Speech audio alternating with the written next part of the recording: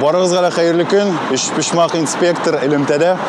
Бүген без тикшерәбез чираттагы өчпочмакны Казанда иң борынгы кафеларның берсе дип санала. 1939 елда ачылган әлеге кафе Тәмлюшка йорты дип әйтимсең, хәзер күрсәтәм. Моны күпләрегез беләдер. Казанда яшәүчеләр, Казанда яшәмәүчеләр дә. Менә ул Лакомка.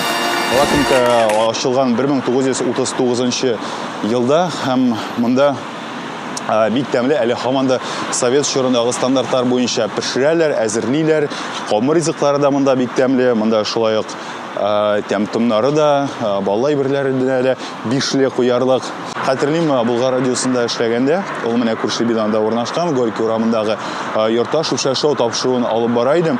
Һәм Дәүләт Советыннан, ул чакта вакытта Дәүләт Советында эшли идем. Дәүләт Советыннан монда радиога килгәндә шундый бер ритуал буларак мин һәрвакыт керә идем Лакомкага, тәм-томнарын ашый идем һәм шул тәм-томнарын ашап хәл алгач кына мин китә идем эфирга. Хәзер тикшерәчәкбез Лакомканың өчпочмакларын. Әле һаман да тәмле микән, һаман да бишле куярлык микән? Әйдәгез кереп карыйбыз. Менә керәбез Лакомкага. Место свободное. Да. Ого. Да. Ого. Ого.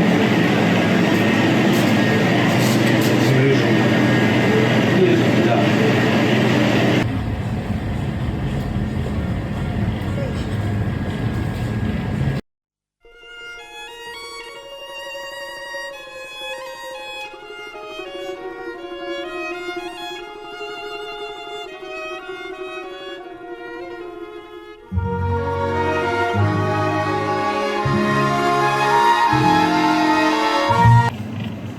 Менә монда өчпочмакның ике төре бар.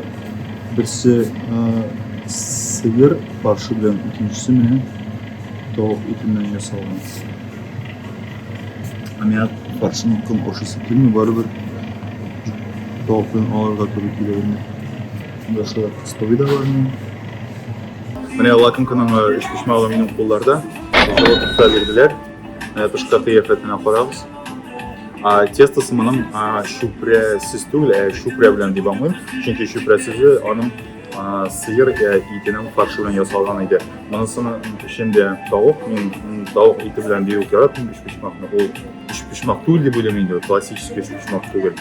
Әмма кайык менә эче менә шулай да.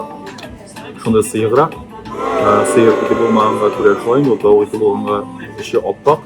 Но тәмен хәзер карыйбыз, бәлки тәме искитмәледер.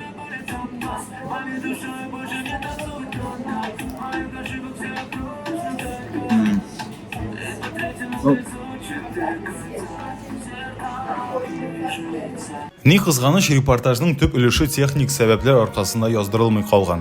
Лакомка әлбәттә казанлылар өчен кадерле урын. Минем өчен шулай ук. Әмма тавык ите белән ясалган өчпочмакның идеаль өчпочмак булып бетә алмавы алданлык билгеле иде инде. Бәрәңге һәм тавык итеннән ясалган мондый ризыкны өлеш дип атау дөресрәк булыр иде.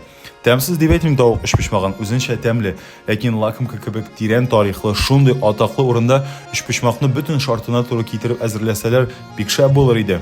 Аңлыйм, туралган сыер итеннән ясасаң, анда өчпочмакның чыгымы, димәк бәясе дә арта. Булсын, барбер алачаклар. Тәмле әйбергә бигрәк тә шәһәр җирендә кеше акчасын жәлләми.